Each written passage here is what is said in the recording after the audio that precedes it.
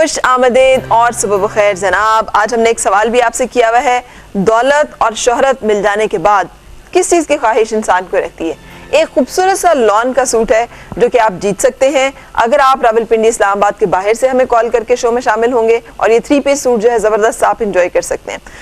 अगर आप रावलपिंडी इस्लामाबाद से हमें कॉल करेंगे और हमारे इस सवाल का इंटरेस्टिंग जवाब शेयर करेंगे तो आप जीत सकते हैं 2 फ्री लंच वाउचर्स देश परदेश E11 में और 2 फ्री लंच वाउचर्स देश परदेश पिंडी में। सो ये आज आपके लिए गिफ्ट्स हैं अगर आप हमारे साथ शेयर करें अपनी राय इस सवाल के ऊपर। आज हम जो बात करने जा रहे हैं वो वालिदैन और बच्चों के दरमियान जन्म लेने वाले वो इख्तलाफात हैं जिनकी बाज़-औक़ात वजूहात समझ भी नहीं आ रही होती और ना ही हमें समझ आता है कि इन मसलों को डील कैसे करना है। सो आज हम इसके बारे में जानने के लिए हमारे साथ हैं डॉक्टर सदाकत। हमेशा आपकी मुलाकात होती है हर जुमेरात को उनसे। मिलिंग बेस के CEO हैं, बहुत अच्छे फैमिली काउंसलर हैं। अस्सलाम वालेकुम डॉक्टर साहब, कैसे हैं? अल्हम्दुलिल्लाह। ये क्यों माँ और बच्चे का या बाप और बच्चों का जो रिश्ता है वालिदैन का वो तो है अटल शुरू दिन से, तो अचानक जब बच्चे जवान होने लगते हैं, उनकी मूंछें निकलने लगती हैं या लड़कियां थोड़ी थोड़ी बड़ी होने लगती हैं, तो क्यों ये झगड़े जन्म लेने लगते हैं और उन्हें लगता है वालिदैन नाकारा हैं या वो ज्यादा समझदार हो गए हैं और गुस्सा उनके सर पे सवार हो जाता है। कोई बात उन्हें समझाने की कोशिश की जाए तो उन्हें बुरा लगता है, उन्हें लगता है कि हम उनको कुछ ऐसा कह रहे हैं जो कि बिल्कुल नामुनासिब है और उनके साथ कोई बड़ी ज्यादती और जुल्म हो रही है। ये होता क्यों है? देखिए, गैप बढ़ता जा रहा है वालिदैन और बच्चों के दरमियान, और वो इसलिए बढ़ता जा रहा है कि ये जो फ़र्क होता है 18-20 साल का, अब वो बहुत बड़ा फ़र्क है। पहले 18-20 साल में इतनी तब्दीलियाँ या रवायात में इतनी तब्दीलियाँ, फैशन में इतनी तब्दीलियाँ नहीं आया करती थी, सोच में इतनी तब्दीलियाँ नहीं आया करती थी। पहले तो सैकड़ों साल मिलते जुलते होते थे, यानी जैसे वालिदैन के ख्यालात होते थे वैसे ही औलाद के जनरेशन गैप का तो हम 70 से सुनते चले आ रहे हैं कि वही दौर 70 से जो दौर शुरू हुआ तो वाज़े फ़र्क नज़र आने लगा। पहले यानी 100 साल पहले या 200 साल पहले वालिदैन और औलाद के ख्यालात में इतनी खलीज या इतना फ़र्क नहीं होता था। अच्छा, अब फ़र्क इतना ज़्यादा होने लगा है कि वो मुतहारब ग्रुप लगने लगे हैं, वो एक दूसरे के मुखालिफ नज़र आने लगे हैं। एक ही माहौल में एक ही घर में रह रहे होते हैं और वालिदैन अमूमन बच्चों को कोशिश कर रहे होते हैं वही माहौल दें जो कि बेचाह रहे होते हैं कि उस माहौल को वो फॉलो करें। अचानक से क्या हो जाता है और ये टीनेज में आते हैं। माहौल में तो रह रहे होते हैं, एक ज़माने में नहीं रह रहे होते। यानी वालिदैन जो है वो पिछले ज़माने में रह रहे होते हैं, उन्होंने 25, 30, 40 साल पहले जो कुछ सीखा होता है और दिल में बिठाया होता है और उनके वालिदैन ने ही उनके दिल में बिठाया होता है, तो वो उस पे पक्के खड़े होते हैं। जबकि टीनेजर, आज के यूनिवर्सिटी जाने वाले स्टूडेंट्स, तलबा और तालबात, वो उस तरह नहीं सोचते जैसे कि उनके वालिदैन सोचते थे। वो मुख्तलिफ सोचते हैं, वो गलत नहीं सोचते। वालिदैन को लगता है कि ये सब गलत सोच रहे हैं, लेकिन वो मुख्तलिफ सोचते हैं। और जो चीज़ें मुख्तलिफ होती हैं कई दफ़ा हमें बड़ी गलत लगती हैं। वो गलत होना ज़रूरी नहीं। जैसे मुआशरे में आप देखें, लोगों का तर्ज़ ज़िंदगी है, लोग अपने अपने अंदाज में अच्छे तरीके से ज़िंदगी गुजार रहे होते हैं, जो कुछ उन्हें अच्छा लगता है जिसे वो अपने साथ कैरी कर सकते हैं। लेकिन आप देखिए कि जो लोग ज़्यादा फैशनेबल होते हैं वो कम फैशनेबल लोगों पे थोड़ा बहुत हंसते हैं, जो कम फैशनेबल हैं वो ज़्यादा फैशनेबल लोगों पे बहुत बड़ी बातें करते हैं, बहुत बड़े इल्ज़ाम लगाते हैं। अब इसका हल क्या है? ये जिस जनरेशन गैप की आप बात कर रहे हैं, अब इसको कैसे सॉल्व किया जाए? वालिदैन तो बच्चों की बेहतरी के लिए ही उन्हें कुछ बताने की कोशिश करते हैं। बच्चों को ये लगता है कि उनके साथ जुल्म हो गया, ज्यादती हो गई, उनको समझा नहीं जा रहा, उनकी तो कोई कदर नहीं है, उनकी तो कोई वैल्यू ही नहीं है। अब इन मसाइल का हल, और उस नाजुक और कच्ची उम्र में अमूमन बच्चे जो सोच रहे होते हैं वो सही नहीं होता और जिंदगी के तजर्बे से उन्हें बड़ा कुछ सीखने की जरूरत होती है जिसको वो डिनाई कर रहे होते हैं, जिसके नतीजे में अक्सर फिर वो नुकसान भी उठा रहे होते हैं। सो कैसे वालिदैन अपने बच्चों को महफूज कर सकें उन्हें ऑफेंड किए बगैर? देखिए, सबसे पहली बात तो ये है कि बच्चे जो कुछ सोचते हैं वो सब गलत नहीं होता और बड़े जो कुछ सोचते हैं वो सब सही नहीं होता। अच्छा, ऑन एवरेज अगर सुबह दोपहर शाम यानी 3 दफ़ा दिन में वालिदैन बच्चों को गलत और नकम्मा करार दें और बताएं कि तुम कोई ख़ास चीज़ नहीं हो, तो 18 साल की उम्र तक पहुंचते पहुंचते ये 18,000 दफ़ा बन जाता है। अच्छा, यानी आप अंदाजा करें कि सिर्फ दिन में 3 दफ़ा, और आप अक्सर ऐसे वालिदैन को देखते हैं। और ये बताने के लिए कोई ऐसे नहीं कि मैं आपको बिठा के बता रही हूँ, चलते फिरते हमने कह दी तुम्हें तो ये काम आता ही नहीं है, तुम तो ये कर ही नहीं सकते, फिर तुमने इसी तरह से किया है, ये बातें भी उसी ये दिन में कई दफ़ा कहते हैं। लेकिन मैं कह रहा हूँ कि अगर सुबह दोपहर शाम भी ये डोज दी जाए तो इसका असर बहुत होगा, क्योंकि ये 18 साल की उम्र तक पहुँचते पहुँचते 18,000 दफ़ा हो जाता है। और बच्चों को इससे बड़ा रद्द अमल होता है कि जब उन्हें लेट डाउन किया जाता है, जब उन्हें बताया जाता है कि तुम कुछ खास नहीं हो, तुम हमारे रहमो करम पर हो। वालिदैन शुरू से चूंकि बच्चे की खिदमत करते हैं, उसकी परवरिश करते हैं, नशो नुमा करते हैं और उसको कपड़े पहनाते हैं, नहलाते धुलाते हैं, सब काम करते हैं, तो उनके जहन में एक अनकॉन्शियस नजरिया हो जाता है कि ये किसी लायक नहीं है। हालांकि वो किसी लायक उस वक्त नहीं होते जब वो पैदा होते हैं, जब वो 1 साल के होते हैं, लेकिन जो ही वो 8-10 साल के या 14-15 साल के हो जाते हैं तो वो बहुत लायक हो जाते हैं। और हमारा नज़रिया उनके साथ बात करने का होता है जैसे ये क्या है, ये कुछ भी नहीं है। और हम बचपन से चूंकि देख रहे होते हैं कि 4 साल के बच्चे को हम हाथ भी मार लेते हैं, कुछ कह भी देते हैं, तो वो आगे से रीनी या रोने के सिवा कुछ नहीं कर सकता। लेकिन एक 15 साल के बच्चे के साथ जब हम वही सलूक करना चाहेंगे जो कि एक 5 साल के बच्चे के साथ करते हैं, चूंकि आदत पड़ चुकी होती है तो हम वही करेंगे, हम बदलेंगे नहीं, हम उसकी इज्जत नहीं कर सकते। हम बच्चों को आधे इंसान या छोटे इंसान जब समझते हैं तो फिर हमारे और उनके दरमियान कोई सेहतमंद तबादला ख्याल नहीं हो सकता। फिर हम उनके साथ कुछ इस तरह बात करते, बस क्या जो दिया, यानी हम उन्हें वजाहत करना ज़रूरी नहीं समझते, जैसे कि बराबर के लोगों में हम अक्सर वजाहत करना ज़रूरी समझते हैं। अच्छा, मैंने अक्सर ये नोट भी किया है डॉक्टर साहब, देखा भी है कि बच्चों को भी पता होता है कि वो गैर ज़रूरी जिद कर रहे हैं और थोड़ी देर के बाद वो बाज़ औक़ात रियलाइज़ भी कर लेते हैं कि वो जो कर रहे थे सलूक अपने वालिदैन के साथ या उन्होंने अगर बदतमीज़ी की तो वो दिल में उसको बुरा भी समझते हैं, गिल्ट भी फील करते हैं, लेकिन इसके बावजूद वो अपने आप को कंट्रोल नहीं कर पा रहे होते। वो जिद करते हैं, हर बात जो उन्हें कही जाए उसके मुखालिफ करना वो उनको लगता है कि ये ज़्यादा बेहतर है और समहाउ ये उन्हें सेटिस्फाई कर रहा होता है। ऐसा क्यों होता है? और अगर आप समझ रहे कि जनरेशन गैप है फिर तो इसका मतलब हर घर में होना चाहिए, लेकिन वो भी घर है जहाँ आज भी वालिदैन और बच्चों के दरमियान बड़े खूबसूरत ताल्लुक जो है वो इस्टेब्लिश होता है डिस्पाइट द जनरेशन गैप और ये जो कम्युनिकेशन गैप है। तो फिर इसकी वजूहात जो है, इसका मतलब इसके अलावा भी कुछ और है, वो क्या है? और ये जिस मैंने मसले की बात की, ये जिद और ये खुदसरी जो आना है, इसको कैसे डील करें पेरेंट्स? देखिए, पहली बात तो ये है कि हमें लगता है कि सिर्फ बदमज़गी हमारे घर में है और बदमज़गी सब घरों में होती है। सिर्फ 4% ऐसे घराने होते हैं जहाँ के बहुत अमन और शांति से लोग रहते हैं, इज़्ज़त एहतराम से तबादला ख्यालात करते हैं, एक दूसरे की गर्दन दबोचने की कोशिश नहीं करते। 16% घर हैं जहाँ थोड़ी बहुत ऊंच नीच होती है, गुजारा मुजारा चलता है। 80% घरों में टीनेजर्स के दरमियान और वालिदैन के दरमियान बहुत बदमज़गी होती है। बच्चे वालिदैन की बात नहीं सुनते, वालिदैन बच्चों की बात नहीं सुनते, बहुत हंगामा होता है, बहुत शोर शराबा होता है, एक दूसरे को बहुत बुरा भला कहा जाता है, सामने भी और पीठ पीछे भी एक दूसरे से नफरत की जाती है। अगरचे माँ बाप और औलाद के दरमियान रिश्ता मोहब्बत का है, लेकिन ये यकतरफा होकर रह जाता है। यानी वालिदैन एक शदीद मोहब्बत करते हैं जिसके जवाब में जब उन्हें मोहब्बत नहीं मिलती तो वो परवाह किए बगैर मोहब्बत करते चले जाते हैं। एक तो एक ऐसी मोहब्बत जो कि वन वे मोहब्बत हो, वन वे ट्रैफिक हो, ये भी काफ़ी नुकसान देती है, बोझ बन जाती है। ऐसी मोहब्बत जो आप नहीं चाहते और कोई आपसे करता है वो बड़ा ज़बरदस्त बोझ बन जाता है।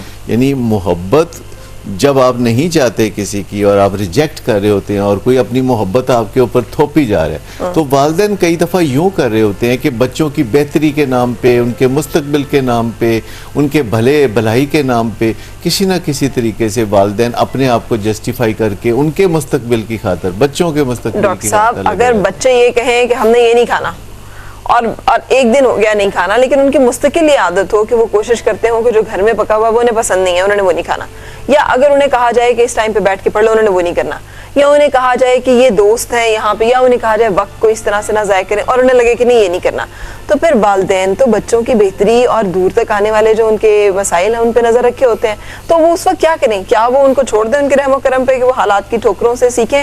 ये बड़ा पेनफुल होता है वालिदैन के लिए अपनी नज़रों के सामने अपने बच्चों को उन तल्ख तजर्बात की नज़र होते हुए देखना जिससे वो उन्हें बचा सकते हो और जो समझते हो कि अगर वो हमारी बात मान लेते तो शायद बच जाते इस मुसीबत। देखिए, बच्चों की बेहतरी चाहना और बच्चों की बेहतरी करना ये दो मुख्तलिफ चीज़ें हैं। अगर बच्चा कोई कहता है कि ये मैंने नहीं खाना, तो वालिदैन की सबसे बड़ी मजबूरी होती है कि नहीं, खाना तुमने ज़रूर है, हम इसके बगैर नहीं रह सकते कि तुम आज खाना ना खाओ। अच्छा। यानी जब वालिदैन बच्चों को इस तरह जाहिर करते हैं कि ये जो तुम खाना खाओगे ना, इसके बगैर मैं जिंदा नहीं रह सकता, लिहाजा तुम्हें खाना ही खाना है, और अगर तुम्हें ये नहीं खाना तो तुम बताओ तुमने क्या खाना है, तो फिर हम वो पेश कर देते हैं। अगर कोई बच्चा कहता है मैंने खाना नहीं खाना, तो वालिदैन पोलाइटली कह सकते हैं तो कोई बात नहीं दिल चाह रहा होगा, क्योंकि भूख लगी हो तो इंसान कुछ भी खा लेता है। लेकिन जब भूख नहीं होती और कोई जबरदस्ती आपको खिलाना चाहता है, आप किसी के घर में मान जाए और कुछ खिलाने पे कोई तुल जाए, तो फिर पहली तरजीह तो आपकी यही होगी ना कि जो आपको पसंद है वो आप खाएं। फिर ये नहीं होगी कि जो आपको दे दिया जाए खा लिया जाए। तो बच्चों के मामला, जैसे पढ़ाई का मामला है, बच्चों को पता ही नहीं होता पढ़ाई का फायदा क्या है, तालीम का क्या फायदा है। वालिदैन को पता होता है तालीम का क्या फायदा है, और वो उसे थोप रहे होते हैं। जब आप किसी को ऐसी आदत डालना चाहते हैं जैसे पढ़ाई की आदत या वर्जिश की आदत कि जिसके फौरन बाद कोई फायदा होने वाला नहीं है, तो फिर आपको कुछ बंदोबस्त करना पड़ेगा और सीखना पड़ेगा कि ऐसी आदतें कैसे डाली जाती हैं कि जब कोई आप ऐसी आदत डालें जिसके फौरन बाद कोई अंदर से रिवॉर्ड नहीं मिलता, कोई बाहर से रिवॉर्ड नहीं मिलता, तो कम से कम आप बाहर से तो कोई रिवॉर्ड दे दें। यानी आप अरेंज इस तरह करें अपने रिवॉर्ड्स को बच्चों के लिए, क्योंकि वालिदैन बच्चों को हमेशा रिवॉर्ड करते रहते हैं, कभी थपकी दे के, कभी प्यार करके, कभी हक करके, कभी कुछ खिला के, कभी कोई तफरीह करा के, कभी की तारीफ करके। तो ये उस मौके पे करना चाहिए कि जब उसने पढ़ाई की है या वर्जिश की है या कोई ऐसा काम किया है या कोई आपके लिए अच्छा काम किया है, तो उसको शुक्रिया कहना, फिर उसको कोई मुंह मीठा करा देना उसका। यानी जब भी बच्चे पढ़ाई कर रहे हो तो वालिदैन को ये इस ताक में रहना चाहिए कि पढ़ाई के सेशन के आखिर में उनको उस वक्त कोई ऐसी मज़ेदार चीज़ दें, जैसे कि कोई बिस्किट मजे का या मिठाई या चॉकलेट या कुछ हलवा या कोई भी चीज, या उनके फेवरेट उनके प्रोग्राम देखने दें, कुछ भी ऐसा इंसेंटिव जो अक्सर वालिदैन ये बहुत बड़ी गलती करते हैं कि पढ़ाई के बाद जो है खेल कूद की बजाय उन्हें पहले कहते हैं खेल कूद कर लो और फिर पढ़ाई करो। तो ये बहुत उल्टी गंगा बहाने वाली बात है। हमेशा वो काम बाद में करना चाहिए जो मज़ेदार होता है, और वो काम पहले करना चाहिए कि जिसमें इतना मज़ा नहीं आता लेकिन ज़रूरी होता है। मज़ेदार और ज़रूरी कामों में थोड़ा फ़र्क होता है। तो वालिदैन को एक तो एक्सप्लेन करना चाहिए, और उसके लिए ज़रूरी है कि आपके दिल में बच्चों की रिस्पेक्ट हो। तो हम समझते हैं कि बच्चों की भी कोई रिस्पेक्ट होती है, उनसे तो सिर्फ हम प्यार करते हैं। फिर हम समझते हैं कि बच्चे हमारी कस्टडी होते हैं, यानी बच्चे हमारी कोई जायदाद होते हैं, बच्चे हमारी कोई पोजेशन होते हैं, ये कोई मालो मता होता है जो ये हमारे हाथ की छड़ी होनी चाहिए। मैं आपको बताऊं कि जब बच्चे इस दुनिया में आ जाते हैं तो वो अगरचे माँ बाप की वजह से आते हैं, अगरचे वो माँ बाप के साथ उनका एक बहुत प्यारा रिश्ता होता है, लेकिन वो अलग इंसान होते हैं। जोर ज़बरदस्ती आप उनके साथ भी नहीं कर सकते, और जो उनकी उम्र बढ़ती चली जाती है आप उनके ऊपर अपनी मर्जी थोपना अगर कम कर दें, बलूगत के साथ खास तौर पर कम कर दें, और वो जो आपने ठोकरें खाने वाली बात ठीक है, तो कम कर दें, तो फिर कैसे उन्हें गाइडेड रखें, कैसे हम ये भी करें कि बच्चे जो हैं वो एक सही रास्ते पे चलें, वो रास्ता जो उनके लिए बेहतर हो, मुनासिब हो। मैंने देखा है वो खुदसर और नाफरमान औलाद जो है वो कहते हैं ना जहन्नुम तो चले वो जिसने देखा, और दुनिया में जहन्नुम उनकी जिंदगी जो है वो मैंने खुद देखी है। इसलिए कि नाफरमानी और बुजुर्गों के तजर्बे से फायदा ना उठाना इंसान को बाज़-औक़ात ऐसी तकलीफों में ले जाता है जो जिसका हल नहीं होता फिर कोई भी, और उसके पास कोई और उस वक्त रास्ता भी नहीं होता, चारा भी नहीं होता सिवाय पछताने के। सो वालिदैन अगर बचाना चाहें अपने बच्चों को तो क्या वो स्ट्रैटेजी है, क्या वो टेक्निक है जिससे उनके दरमियान इख्तिलाफात ना पैदा हो, लेकिन बच्चों की बेहतरी भी हो जाए और वालिदैन की जो मंशा है वो भी पूरी हो जाए, और ये जो एक वालिदैन और बच्चों के दरमियान एक रिश्ता है वो खूबसूरत रहे, अदब का, मोहब्बत का ताल्लुक जो है वो सारी जिंदगी के लिए रहे। ये हम जानेंगे, लेकिन उससे पहले एक कॉलर आज हमने पूछा हुआ दौलत और शोहरत मिल जाए तो और किस चीज की ख्वाहिश बाकी रहती है। जनाब कैसे हैं आप? अस्सलाम वालेकुम। वालेकुम सलाम, मैं शबीर से बात कर रहा हूँ, माना वाला फैसलाबाद। कहाँ से बात कर रहे हैं और नाम क्या है? शब्बीर साहब। अच्छा, शब्बीर तो देखेगा जी जी जी जी। बहुत ख्वाहिश थी प्रोग्राम में कॉल करने के लिए, बहुत मुश्किल से मिली, तकरीबन बहुत अच्छे से 10-12 मतलब ट्राई किया, कॉल फॉरवर्ड नहीं की जाती थी। अच्छा चलें, गुड, आ जाओ। खुश हैं कि कॉल फॉरवर्ड हो गई। चलेंगे। और ये जो आपका सवाल है दौलत और शोहरत मिल जाने के बाद इंसान को किस चीज की ख्वाहिश रहती है, इसका मेरे ख्याल में जो जवाब है वो ये है कि हकीकी प्यार की। दौलत और शोहरत मिलने के बाद वो हकीकी प्यार ढूंढने लगता है जी, क्योंकि दौलत भी मिल जाती है, शोहरत भी मिल जाती है, लेकिन हकीकी जो प्यार होता है ना, वो किस्मत वालों को मिलता है और वो बहुत कम मिलता है। क्या बात है फैसलाबाद वालों की। हमने कल परसों एक सवाल रखा था, पैसा बड़ा या प्यार? सबने कहा पैसा, हमने कहा दिल या दिमाग, सबने कहा दिमाग। तो ये हकीकी प्यार की जो आप बात कर रहे हैं वो आउटडेटेड सी बात है थोड़ी। है ना डॉक्टर साहब? देखिए बात यह है कि जब पहले उनसे पूछ लें हकीकी प्यार किसे कहते हैं, किसे कहते हैं हकीकी प्यार शबीर साहब? सबसे पहले जो हकीकी प्यार है वो पेरेंट का होता है, जो फादर एंड मदर अपने बच्चों से करते उसके हैं अलावा? बगैर किसी मकसद के, ठीक बिला है। लॉस। उनको ये जो अच्छा, got वो it। ये वाहद चीज हस्ती होती हैं जो कि खुद को अपने बेलॉस बच्चों को प्यार जो है वो हकीकी प्यार होगा, भले वो किसी भी रिश्ते में हो। ये आपका जी, जी, जी। वन लाइन, ठीक है। हाँ, आप साथ रहिए डॉक्टर साहब, आपसे मैं जानना चाह रही हूँ। जी असल बात यह है कि जब दौलत और शोहरत मिल जाती है तो जब नेक्स्ट चीज़ आपको जो चाहिए वो सुकून चाहिए, क्योंकि इन दो चीज़ों से सुकून मिलना ज़रूरी नहीं है। आपको बहुत सारी और काम की चीज़ें आपको दौलत और शोहरत से मिल सकती है, लेकिन सुकून एक अलग से प्रोजेक्ट है, एक अलग से एडवेंचर है कि अगर आप चाहते हैं कि आप सुकून भी हासिल करना तो जिसे खुशहाली कहते हैं, उसमें दौलत भी आ गई, शोहरत भी आ गई और सुकून भी आ गया। तो सुकून अगली चीज़ है जिसके लिए तगो दो, उससे पहले तो या उससे सुकून बाद जो है में वो की जा हकीकी प्यार के बगैर नहीं मिलेगी। ये प्यार जो है ना, सुकून की ये दौलत। हम लोगों का एक फैंटेसी है।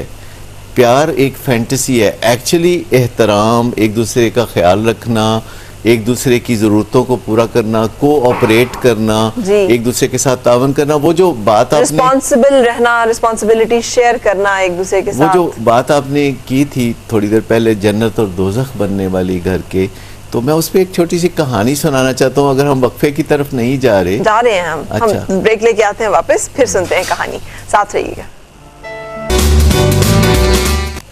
खुशामदीद और सुबह बखैर जनाब। सर्फ एक्सेल का मानना है कि एक बच्चा जो भी दाग साथ लाता है वो उसके लिए नया तजर्बा होता है, एक नई सीख जो दाग लगने से हुई। दाग तो अच्छे हैं का नजरिया कहता है कि अगर कुछ नया सीखने में दाग लग जाए तो वो दाग अच्छा होता है। जनाब डॉक्टर साहब, कहानी आपकी जन्नत और जहन्नुम की। देखिए हम दुनिया में अक्सर दुनिया का जिक्र करते हैं या फिर जन्नत का जिक्र करते हैं या दोज़ख का। तो एक कहानी है, एक बड़े मियाँ को दिल चाहा कि जन्नत या दोज़ख में जाना है, तो क्या ये मुमकिन है कि पहले जन्नत या दोज़ख का माहौल देख लिया जाए कि जन्नत और दोज़ख होता क्या है। तो उन्होंने कुछ लोगों से फरमाइश की कि मुझे किसी तरीके से कोई प्रीव्यू या कोई जन्नत या दोज़ख का नमूना दिखा दिया जाए। तो एक सियाने ने उनसे हामी भरी और उनको साथ लेके चला गया। सबसे पहले वो दोज़ख में गए और जाके तो दोज़ख का मंजर देखा, जो ये था कि एक बड़ी सी टेबल पे आमने सामने लोग बैठे हैं और टेबल पे अनवाह इकसाम के खाने चुने हैं और रंग रंग के पकवान हैं जिनमें से बड़ी मज़े की खुशबुएं उठ रही हैं। लेकिन फिर वो बड़े मियाँ ने देखा कि वो जो लोग बैठे हुए हैं वो बहुत कमज़ोर हैं, उनके रंग पीले पड़े हुए हैं, वो नहीफ़ व नज़ार हैं, हड्डियों का ढांचा बने हुए हैं। तो वो हैरान हुआ कि ये लोग इतने अजनास की मौजूदगी में, खाने पीने वाली चीज़ों की मौजूदगी में इतने कमज़ोर क्यों हैं। तो यकयक उसकी नज़र पड़ी तो उन सब को 6-6 फुट लंबे चमचे फराहम किए गए थे जिससे कि खाना खाना था। और नेचुरली 6 फुट लंबे चमचे से वो खाना अपने मुंह में नहीं डाल सकते थे, लिहाजा भूखे प्यासे बैठे हुए थे। सही। तो बड़े मियाँ ने उससे आने को कहा कि अच्छा, मुझे अब तुमने ये दोज़ख का नमूना दिखाया है तो मुझे अब ज़रा जन्नत का नमूना भी दिखा दो। तो वो उसे लेके जन्नत में चला गया। जन्नत में जब वो गया तो वहाँ भी वही मंजर था कि एक बहुत बड़ी टेबल है, लोग आमने सामने बैठे हुए हैं और वहाँ बहुत खाने हैं, पकवान हैं, खुशबुएं उठ रही हैं। लेकिन जब उसकी नज़र लोगों पर पड़ी तो वो बहुत तगड़े थे, सेहतमंद थे, उनके सुर्ख सफ़ेद रंग थे और वो मुस्कुरा रहे थे। सही। तो फिर उसने गौर से देखा तो उनके पास भी 6-6 फुट लंबे चमचे थे। अचानक उसने देखा कि एक साहब ने अपना एक चमचा उठाया और एक प्लेट में से कुछ खाना लेके तो सामने बैठे हुए दूसरे अपने साथी को जो है चमचा नज़दीक किया कि वो उसमें से खा ले। तो उसने वो चमचे से खाना खा लिया, मुस्कुरा दिया, शुक्रिया अदा किया। फिर उसने अपना चमचा उठाया और इसी तरह खाना सामने वाले के मुंह में डाला। तो बड़े मियाँ एकदम सुन के बड़े हैरान हुए, कहते मुझे वापस दोज़ख में ले जाओ ताकि मैं उन लोगों को बता दूं कि तुम लोग बेबस नहीं हो, तुम अपने आप को नॉरिश कर सकते हो, तुम अपनी परवरिश कर सकते हो। सही। वो उसे लेके वापस चला गया उधर। तो जब वो वहाँ गया और जाके उसने देखा कि वो उसी तरह बैठे हुए हैं मायूसी की हालत में, तो वो उनसे मुखातब हुआ एक से और कहा कि तुम बेबस नहीं हो, तुम चाहो तो ये अपने चमचे से ये सामने वाले अपने साथी को खाना खिला दो। सकते हो। हाँ। तो उसने कहा कि ये तुम क्या कह रहे हो, मैं इस घटिया जलील इंसान को खाना खिलाऊं, मैं खुद भूखा मर जाऊंगा लेकिन इस घटिया और जलील इंसान को मैं कभी खाना नहीं खिलाऊंगा, ये मेरी तरफ से तड़प तड़प के मर जाए, चाहे इस प्रोसेस में मैं भी मर जाऊं लेकिन इसके लिए मैं कुछ नहीं करूंगा। अगर आप देखें तो घरों में घर घर माहौल ऐसा बना हुआ है कि लोग एक दूसरे की मदद करने की बजाय एक दूसरे को घटिया, जलील, बेगैरत और पता नहीं क्या क्या कहते हैं, क्योंकि वो जजमेंटल हो जाते हैं, क्योंकि उनको लगता है कि दूसरे लोग बहुत बुरे हैं, तो वो इस चीज़ को तो कबूल कर लेते हैं कि खुद उनकी अपनी भी बेइज्जती हो और जागनसाई हो, लेकिन वो कहते हैं कि इससे कोई फ़र्क नहीं पड़ता, जो मेरा टारगेट है, जो मेरा दुश्मन है, उसको तो मैं तबाह कर दूंगा। तो जो तबाहकारी है इसे कामयाबी समझते हैं। तो घरों में या मुआशरों में जब एक दूसरे पे लोग कीचड़ उछालते हैं, जब एक दूसरे के साथ लोग बुरा सलूक करते हैं, तो दर हकीकत वो एक लूज लूज डील कर रहे होते हैं जिसमें वो खुद भी दोनों हार रहे होते हैं। तो घर में जो ये खप का माहौल है जो वालिदैन डालते हैं, जब उनका औलाद के साथ कॉन्फ्लिक्ट होता है, तो वो एकदम ऐसे वैशी होके अपने बच्चों डॉक्टर साहब, पीयर प्रेशर को कैसे हैंडल करें? एक वालिद है बड़ा सख्त है, उसको लगता है कि उसकी बच्चियों के लिए जरूरी है कि वो एक महफूज उसमें रहें, वो बताएं, वो हर चीज पूछ के करें। उसी के साथ उसकी एक और दोस्त है जिसका वालिद जो है वो खासा लिबरल है अपने कॉन्सेप्ट में, वो अपनी बेटी को साथ लेके घूमता भी है, वो उसको फिल्म्स भी दिखाता है, वो उसके साथ बैठ के गपशप भी करता है, वो ये भी माइंड नहीं करता कि अगर वो ट्राउजर पहन लेती है, पैंट्स पहनती है या कुछ। अब वो दोनों बच्चियां एक जगह पे पढ़ रही हैं, तो उन दोनों का एक दूसरे को देखकर जो असरात जो दूसरी बच्ची पहली वाली के ऊपर आ रहे हैं, कैसे इसको हैंडल किया जाए? सबसे पहले कानूनी कुदरत को समझने की जरूरत है। क्या आपके ज़हन में कभी ख्याल आया है कि ये जो चीज़ें मैं हवा में रखूं तो ये वहीं ठहर जाएं, ये नीचे ना गिरें?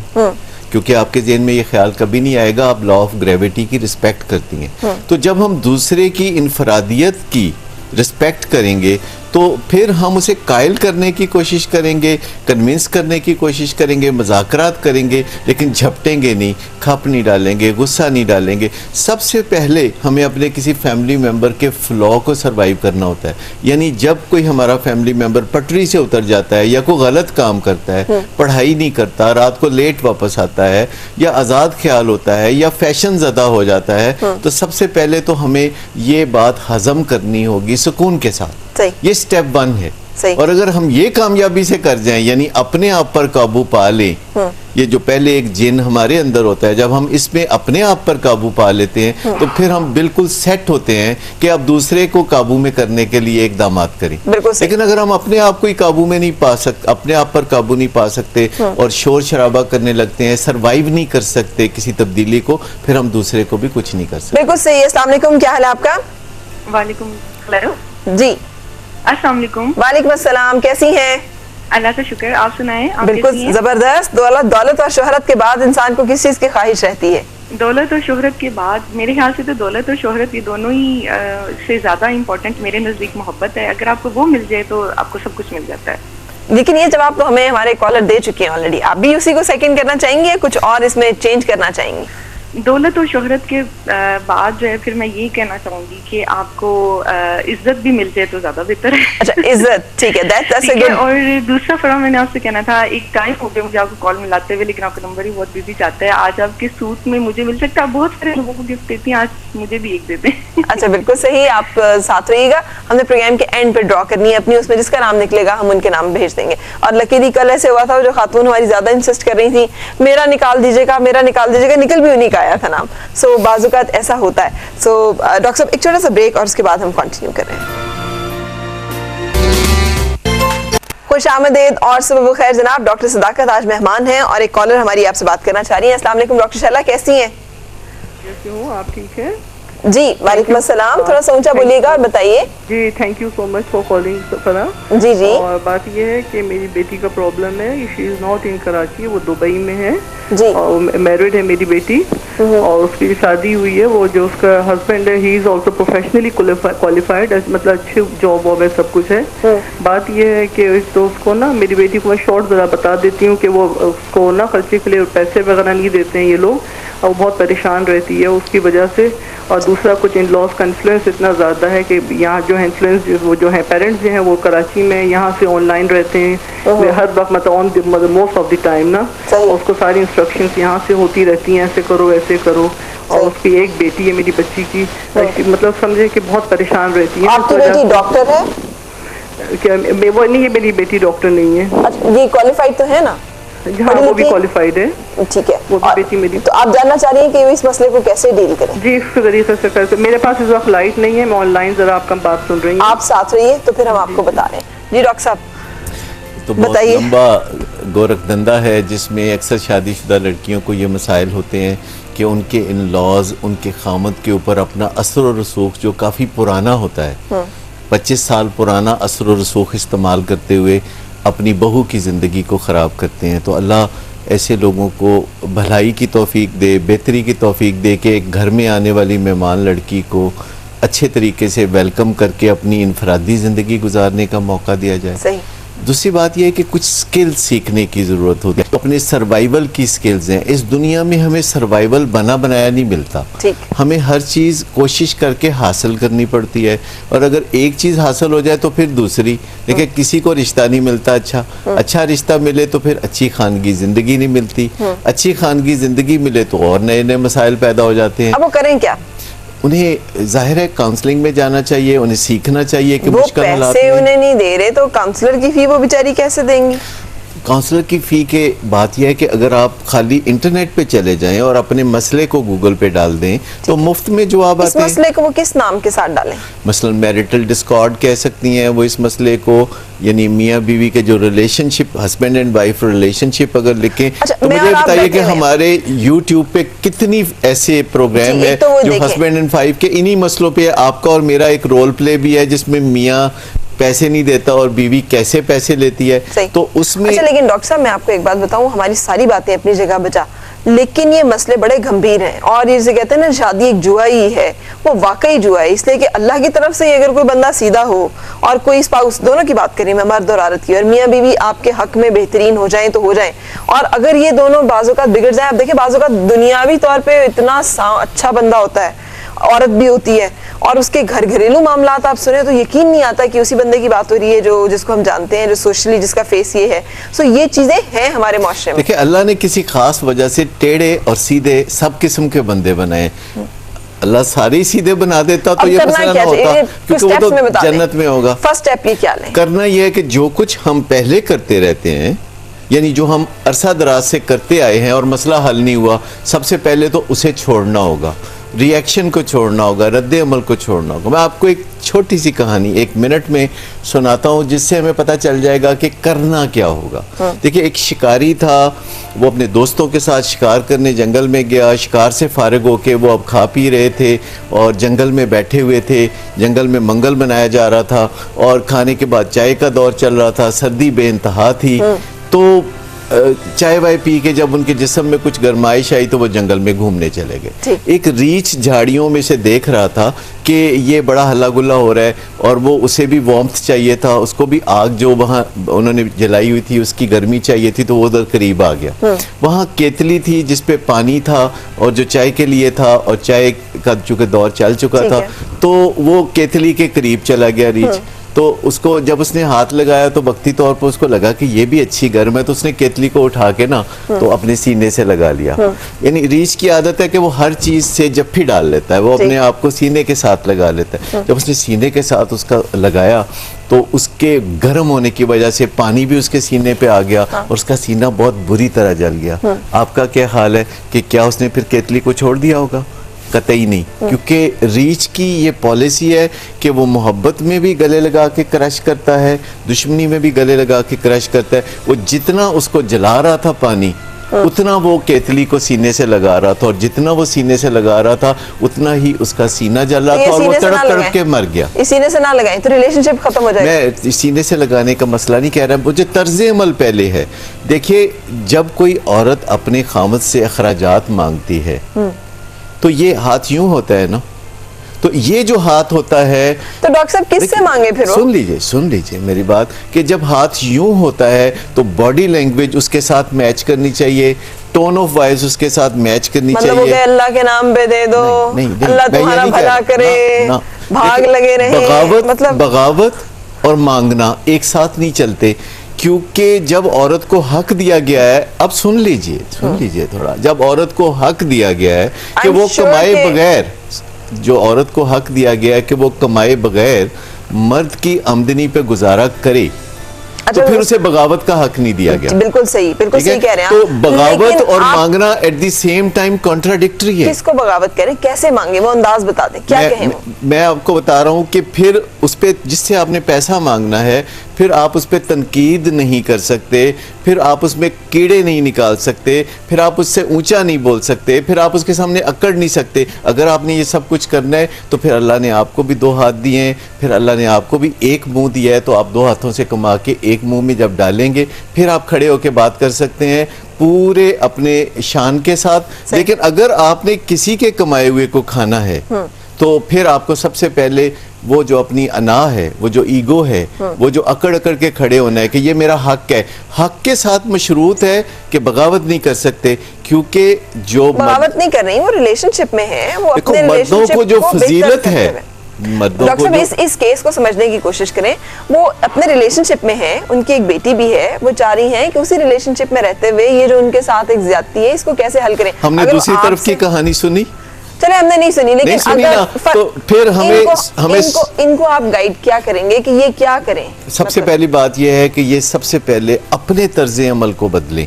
सही, क्योंकि जरूरी नहीं होता जब हम अपनी कोई दाद फरियाद कहीं लेके जाते हैं या कहानी कहीं लेके जाते हैं तो उसमें हम ही सच्चे होते हैं।